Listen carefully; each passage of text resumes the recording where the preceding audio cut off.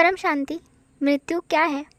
मृत्यु एक स्टेशन है, इस जीवन का लास्ट स्टेशन।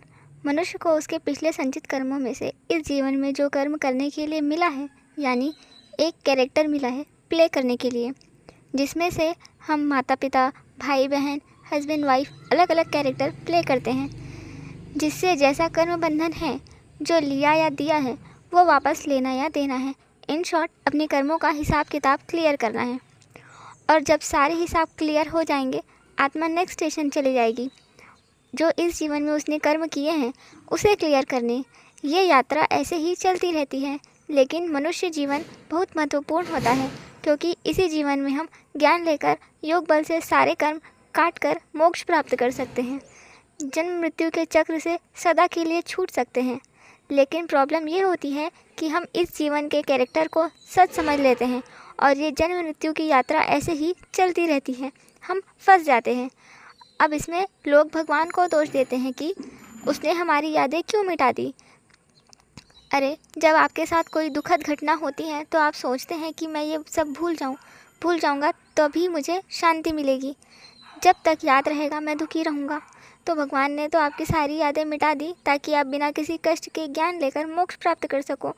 अब आप ज्ञान नहीं लेते तो इसमें दोष किसका? सनातन धर्म में तो इतने डीप में सारी नॉलेज है, हम मोक्ष प्राप्त कर सकते हैं, जीवन में कैसे कर्म करें। गीता में कर्म योगी जीवन के बारे में श्री कृष्ण ने बताया है, लेकिन हमें तो साइंस का थप्पा चाहिए। जब साइंस बताएगा तभी हम मानेंगे। लेकिन जो आज साइंस प्रूव कर रहा है कि स्पेस में इतने जो स्टार्स हैं वो सूर्य हैं, गैलेक्सी है, चांद, सितारे, ये सब बाद में जब साइंस ने हमें प्रूफ दिया तब हम मान रहे थे।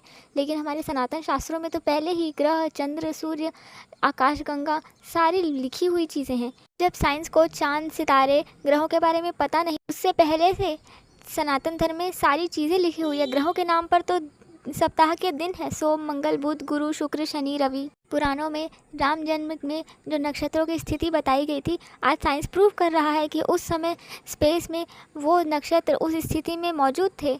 यानी ये हमारा इतिहास है, माइथोलॉजी नहीं। हमारे रामानुजन जैसे साइंटिस्ट हुए जिनके ऊपर हॉलीवुड की मूवी बनी है, उनके मैथ्स के जो फॉर्मूलाज उन्होंने दिए वो आज बर्मुडा ट्रायंगल, प्रकृति के नियम को समझने में काम आ रहे हैं। जो वो रामानुजन बताते थे कि वो मैथ्स के फॉर्मूलाज उनके सपने में उनकी देवी माँ वो बताती थी उनको। ये कोई माइथोलॉजी नहीं है। सूक्ष्म में जो ऊपर आत्माएं हैं, देवी देवताओं जैसी, फरिश्तों जैसी, वो हमें बताती हैं, हमें इंस्पिरेशन देती है ताकि हम प्रकृति के तत्वों को समझ सकें। जो सूक्ष्म आत्माएं हमसे कांटेक्ट करती हैं वो भी एक कम्युनिकेशन सिस्टम है, जैसे टेलीपैथी कहते हैं। आध्यात्मिक ज्ञान ऐसा ज्ञान है जहाँ साइंस आज तक पहुँच नहीं पाया, और जब वहाँ पहुँचेगा तो वो पाएगा कि आध्यात्म पहले से ही वहाँ मौजूद था। धन्यवाद। परम शांति परम ज्ञान दादाजी से।